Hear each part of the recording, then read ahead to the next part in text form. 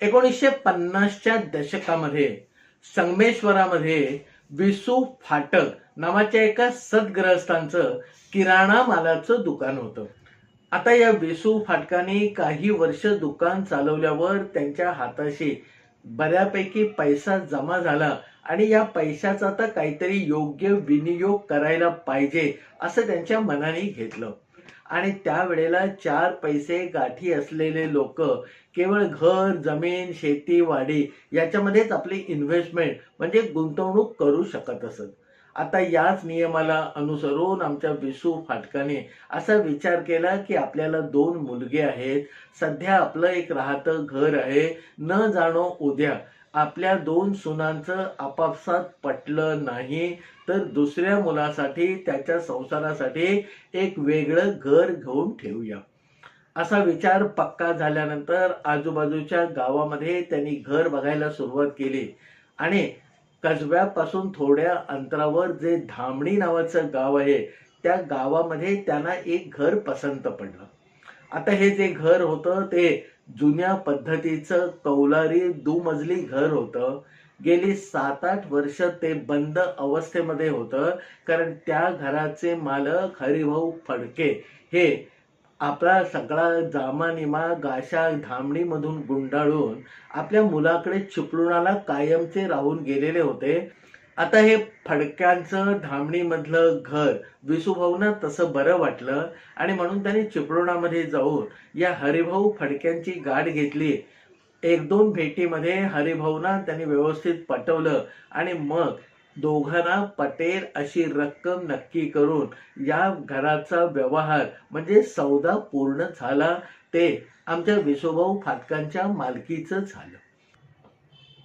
आता हे घर ताब्यात आल्यानंतर एक दिवस विसूभाऊ फाटकाने आपला कुटुंब कबिला म्हणजे पत्नीला आणि 2 मुलांना बैलगाडीतून घालून कसब्यातून एकदा धामणीला आणलं. धामणीला सगळ्यांनी घरात प्रवेश केल्यानंतर घराच्या उंबरठ्याची रीतसर पूजा केल्याने आणि मग त्याच घरामध्ये बरीच वर्ष धूळ खात पडलेल्या त्या चुलीला चांगलं सारवून स्वच्छ करून विसूभाऊंच्या पत्नीने तिथे 4 माणसांचा स्वयंपाक केला. दुपारी जेवून थोडा वेळ आराम करून परत संध्याकाळ झाल्यावर बैलगाडीतून बसून हे विसूभाऊ आणि त्यांचं सगळं कुटुंब परत कसब्यामध्ये आपल्या घरी दाखल झालं. आता पती आणि पत्नीने हे जे घर बघितलं तेव्हा त्यांच्या लक्षामध्ये आलं की या घराला बरीच डागडुजी करायला लागणार आहे.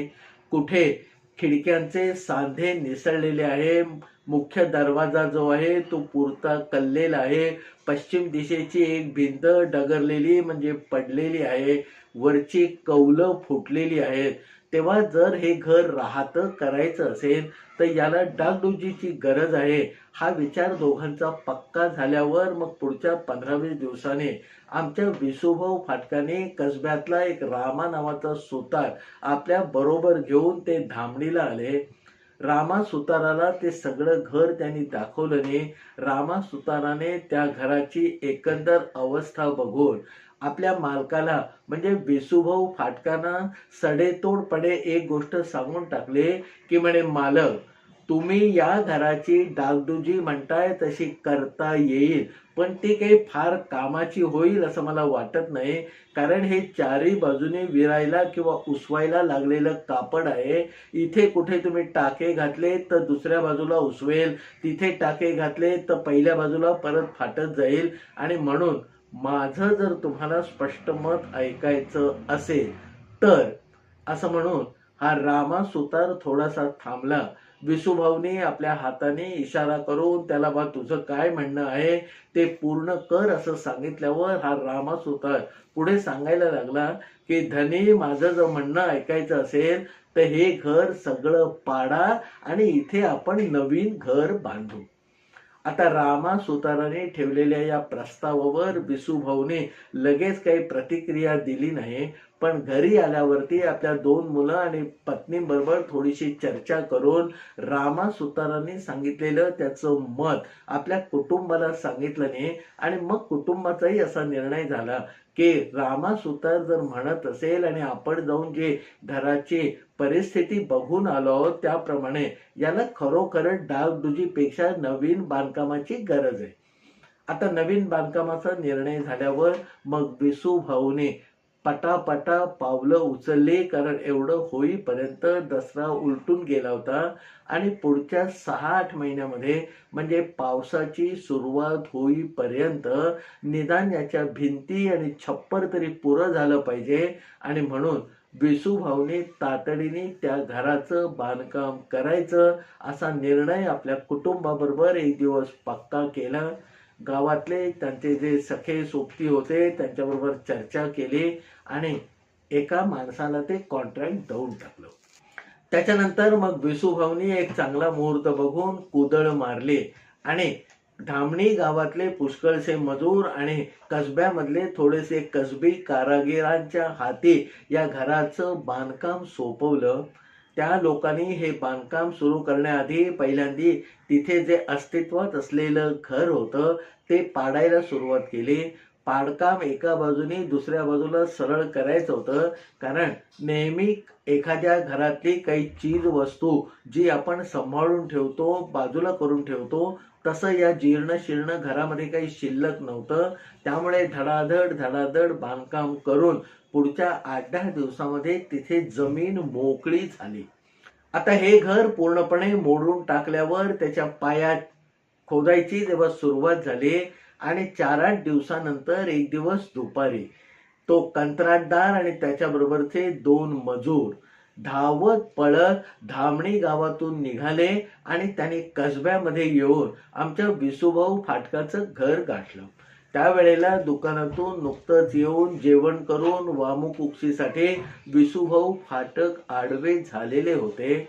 झोपाळ्यावर आडवे झालेल्या त्या विसू भाऊना या कंत्राटदारांनी आणि 2 मजुरांनी हलवून जाग केलं. विसू भाऊने किलकिली डोळे करून या दोघांकडे तिघांकडे पाहिल्यावर त्याने हातानेच विचारलं की बाबा, भर दुपारी काम सोडून तुम्ही इथे का आलात? त्याच्यानंतर त्या आलेल्या माणसाने गलका सुरू केला की विसूभाऊ मालक तातडीने लवकर धामणीला चला, आताच्या आता धामणीला जायला पाहिजे. आता असं काय औचित्यपणे अघटित झालं याचा अंदाज विसूभाऊंना येईना आणि आलेले लोक ते कारण जे होतं ते स्पष्टपणे काही सांगणार. याच्यामध्ये पुढची 5-10 मिनिटं गेल्यावर विसूभाऊने तोंड धुतलं, शांतपणे चहा प्यायला आणि मग आपल्या सायकलवर टांग टाकून ते कसब्यामधून धामणीच्या दिशेने निघाले. आता धामणीला पोहोचल्यावरती विसूभाऊंनी बघितलं ते थोडं अघटित होतं. गावातले 5-50 माणसं त्या घराच्या बाहेर जमलेली होती. आपापसात त्यांच्यामध्ये कुतूहल म्हणावी अशी काहीतरी चर्चा सुरू होती. तिथला जो मोसम किंवा एकंदर माहोल होता तो थोडासा तणावग्रस्त म्हणावा असा होता. आता विसूभाऊ आले म्हटल्यावरती आलेली तिथे जमलेली जी माणसं होती ती थोडीशी पांगले. त्यांनी विसूभाऊंना वाट करून दिल्याने आणि तो कंत्राटदार विसूभाऊंना घेऊन पाया खोदत असलेल्या त्या घराच्या एका कोपऱ्याजवळ गेला आणि तिथे गेल्यावर विसूभाऊंचे डोळे सुद्धा विस्फारले. अर्धवट खोदलेल्या त्या पायामध्ये एका कोपऱ्यामध्ये खडून झालेल्या खड्ड्यामध्ये एक चांदीची घागर उपडी पडलेली होती. आता हेच सांगायला आपल्याला हे कंत्राटदार आणि त्याचे 2 मजूर कसब्यामधून उचलून इथपर्यंत घेऊन आले आहेत हे पुढच्या 2 मिनिटांमध्ये विसूभाऊ फाटकांच्या लक्षामध्ये आलं. मग त्याने आजूबाजूला पाहिलं आणि पुढे जाऊन ती कळशी उचलली. चांदीची कळशी उचलून ती उलटी केल्यावर त्याला नुसतं बसवलेलं एक झाकण खाली पडलं आणि घळा करत चांदीची नाणी त्या चांदीच्या कळशीमधून जमिनीवर पडायला लागली. आमच्या विसूभाऊ फाटकांना त्या हरिभाऊ फडक्यांच्या घरामध्ये गुप्तधनाचा लाभ झालेला होता. ही बाब विसूभाऊंना लक्षामध्ये आली, आजूबाजूच्या लोकांना समजले आणि पुढच्या तासाभरामध्ये ही बातमी संबंध धामणी गावामध्ये पसरली. आता आलेली ही लक्ष्मी परत सगळी नाणी मोजून त्या कळशीमध्ये भरण्याचं काम विसूभाऊंनी सुरू केलं आणि ते संपलं तेव्हा त्यांच्या लक्षामध्ये असं आलं की चांदीची 64 नाणी या कळशीमध्ये चांदीच्या घातलेल्या इथे पुरून ठेवलेली आपल्याला सापडली आहेत.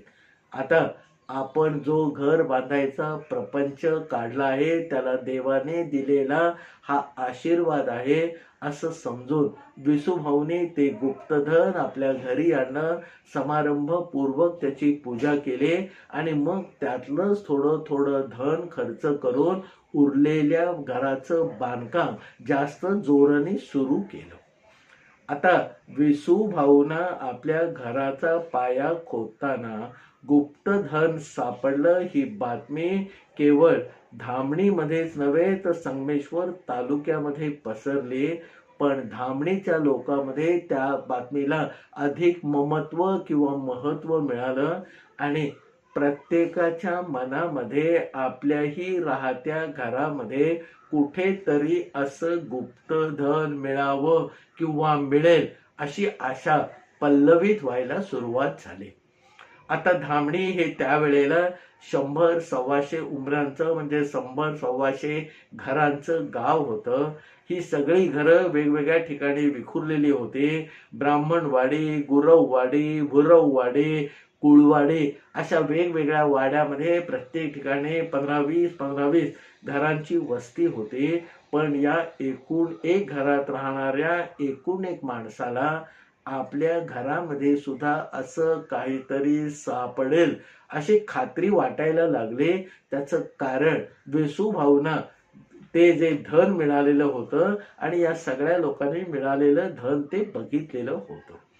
आता एकदा ही बाब मनामध्ये आल्यानंतर काहींनी उघडपणे काहींनी गुपचूपपणे आपल्या घराचे कोपरे पुढचे मागचे भाग उकरून बघायला सुरुवात केली आणि पुढच्या महिनाभरामध्ये 2-3 ठिकाणी त्या प्रयत्नांना यश आलं आणि लोकांना खरोखरच त्यांच्या घराच्या खाली गुप्तधन मिळायला लागलं. आता विसूभाऊंना कळशीमध्ये भरलेली चांदीची 64 नाणी मिळाली होती. त्या खिचगंटीमध्येही बाकीच्या लोकांना मिळालेलं गुप्तधन नव्हतं. कारण बाब्या भुरडाला त्याच्या घराचा कोपरा खोदताना चांदीचे पैंजण मिळाले. दुसऱ्या एका घरामध्ये एका उंदराच्या बेळामध्ये लपवून ठेवलेले सोन्याचा एक वीटभर लांबीचा हार मिळाला. आणि हे गुप्तधन जसं धामणी गावामध्ये प्रत्येकाच्या घरातून बाहेर यायला लागलं तसं आतापर्यंत ज्या लोकांनी धीर धरलेला होता विसूभाऊंना मिळालं म्हणजे आपल्याला मिळेलच असं नाही असं ज्यांना वाटत होतं त्यांनी हे हळूहळू आपणही आपल्या घराची एकदा खुदाई करायला हवी असा विचार सुरू केला. आता ही बातमी जशी जशी पसरायला लागली आणि लोकांच्या मनामध्ये हळूहळू आपलं घर खोदायची इच्छा तीव्र व्हायला लागली तशी चिपळूण, कोल्हापूर, रत्नागिरी अगदी सावंतवाडी पासूनही वेगवेगळे बावा, बुवा, मंबाजी, साधू, वास्तू तज्ञ, गुप्तधन काढून देणारे बैरागी यांची रीघ ह्या धामणी गावाकडे लाभली. आता प्रत्येक ठिकाणी या लोकांनी म्हणजे बाहेरून आलेल्या या बैराग्यांनी आपला डेरा टाकला. त्यांच्याकडे जाऊन लोक विचारायला लागले की बाबानो गुप्तधन असेल तर तुम्हाला सांगता येईल का. तर बैरागी त्या जागेची पाहणी करायला लागले, त्याच्यासाठी लागणाऱ्या पूजा करायला लागले. त्या पूजेचा भला मोठा खर्च व्हायला लागला आणि दरम्यानच्या काळामध्ये हळूहळू या धामणी गावातली घरं लोकांनी उसकटून टाकायला म्हणजे पाडून टाकायला सुरुवात केली. आता आपलं जुनं घर उसकटून टाकताना गुप्तधनाच्या आशेने पूजा केल्यावर त्यासाठी लागणारी जी अवजारं होती ती सुद्धा धामणीतल्या लोकांनी नवीन खरेदी करायला लागले आणि विसूभाऊ फाटकांना आपल्या संगमेश्वराच्या दुकानामध्ये एक वेगळा भाग काढून तिथे कुदळ, फावडी, घमेली विकायला ठेवायला लागले. कारण रोज 2-4 लोक तरी संगमेश्वराहून कुदळ, फावडी आणखीन घमेली घेऊन धामणीमध्ये परतायला लागली होती. आता विसूभाऊंचं घराचं काम एका बाजूला जोरात चालू होतं. त्यांचा पाया बांधून झाला, भिंती उभ्या राहिला, वर छप्पराची बांधकामाची सुरुवात झाली. पण त्याच्या आजूबाजूला उभं असणारं एक एक घर मात्र रोजच्या रोज जमीनदोस्त होत होतं. आणि सुरुवातीला मगाशी सांगितल्याप्रमाणे 2-4 लोकांच्या हाताला जे किडूक मिडूक लागलं त्यामुळे सगळ्या गावाच्या आशा पल्लवित झालेल्या होत्या. जो उठतोय तो आपलं घर कोसळायच्या मागे लागलेला होता. आता दरम्यानच्या काळामध्ये हरिभाऊ फडक्यांचं जे मूळ घर होतं, जे विसूभाऊ फाटकांनी विकत घेतलं होतं, त्यांच्या कानावर ही बातमी घालायसाठी धामणीतले 2-3 कुचाळ लोक आपल्या खर्चाने धामणीहून चिपळुणामध्ये गेले. त्यांनी हरिभाऊ फडक्यांना सविस्तर सगळी बातमी सांगितली. हरिभाऊपर्यंत ती बातमी आधीच पोहोचलेली होती. पण मग धामणीमधून गेलेल्या या लोकांनी कागाडी लावायला सुरुवात केली की हरिभाऊ, तुम्ही जरी घर विकलं असलं तरी या गुप्त धनावर खरा तर तुमचा अधिकार आहे. विसूभाऊनी ते तुम्हाला आणून द्यायला पाहिजे होतं, त्याच्याऐवजी विसूभाऊ फाटकांनी आपल्या घरी घेऊन गेले. हे काही बरोबर झालेलं नाही. आता कागाडी लावून झाल्यानंतर हरिभाऊ फडके उठतील, तावातावाने धामणीमध्ये जातील, विसूभाऊची गचांडी धरतील, असा काही प्रकार होईल असं त्या कागाडी लावणाऱ्या लोकांच्या मनामध्ये इच्छा दबून राहिलेली होती. असा कागाडी लावायचा प्रयत्न पूर्ण ताकदीने केल्यावरही हरिभाऊ फडक्यांच्या चेहऱ्यावरची रेष काही हलली नाही.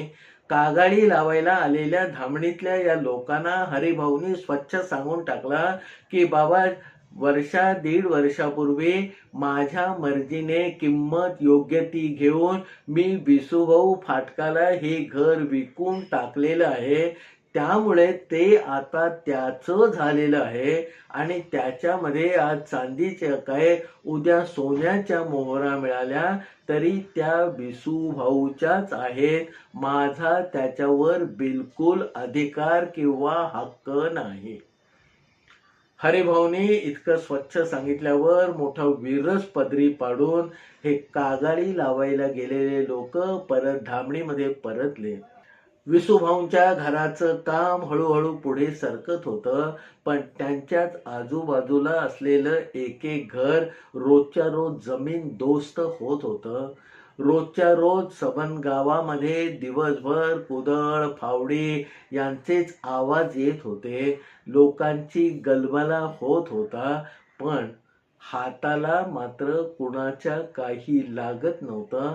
तरी आशा अमर आहे हे वाक्य सिद्ध करण्यासाठी गावातले रोज नवीन नवीन लोक या बुवा बाबांच्या संगतीला लागून त्यांनी दिलेल्या सगळ्या पूजा करून त्याने सांगितलेल्या कोपऱ्याला सुरुवात करून आपली घरं उद्ध्वस्त करत होते. आता विसूभाऊनी ज्या गावामध्ये मोठ्या प्रेमाने हौसेने आपला पदरचा पैसा खर्च करण्याच्या तयारीने हे घर घेतलं होतं, ते गाव मात्र हळूहळू उजाड व्हायला लागलं. आता या लोकांना आपण समजावण्यामध्ये काही हशील नाही असंही विसूभाऊंच्या मनाने पक्क केलेलं होतं. कारण धामणी गावातल्या एखाद्या माणसाला तुझं घर पाडू नको असं जर या विसूभाऊ फाटकांनी सांगितलं असतं तर तो तावातावाने अंगावर येऊन विसूभाऊंना म्हणाला असता की विसूभाऊ, तुमचं पोट भरलं म्हणजे सगळं झालं का? तुम्हाला मिळालं, तुम्ही लखपती झालात, आमच्या घरा खाली असलं तर आम्हाला का मिळू नये ते? हे सगळं गणित डोक्यामध्ये धरून विसूभाऊ गप्पपणे हताशपणे आपल्या धामणी गावाची रोजच्या रोज होणारी धूप पाहत होते. पण विसूभाऊ फाटक हा तसा गप्प बसणारा माणूस नव्हता. आता हे कुठेतरी थांबलं पाहिजे हे त्यांच्या मनाने जेव्हा पक्क घेतलं, त्या क्षणी त्यांचा निर्णय झाला. त्यांनी काही गणित बसवले आणि मग या सगळ्या नाट्यामध्ये एक नवीन पात्र अवतरलं आणि त्या पात्राचं नाव होतं दीक्षित बुवा. आता या पात्राने जे काही घडवलं, विसूभाऊंच्या मनासारखं कसं झालं आणि त्याही आधी या घटनेने किंवा गोष्टीने किती वेडी वाकडी वळणं घेतली, हा सगळा कथाभाग मी आपल्याला सांगणार आहे याच व्हिडिओच्या उर्वरित भागामध्ये, म्हणजे पुढच्या व्हिडिओमध्ये.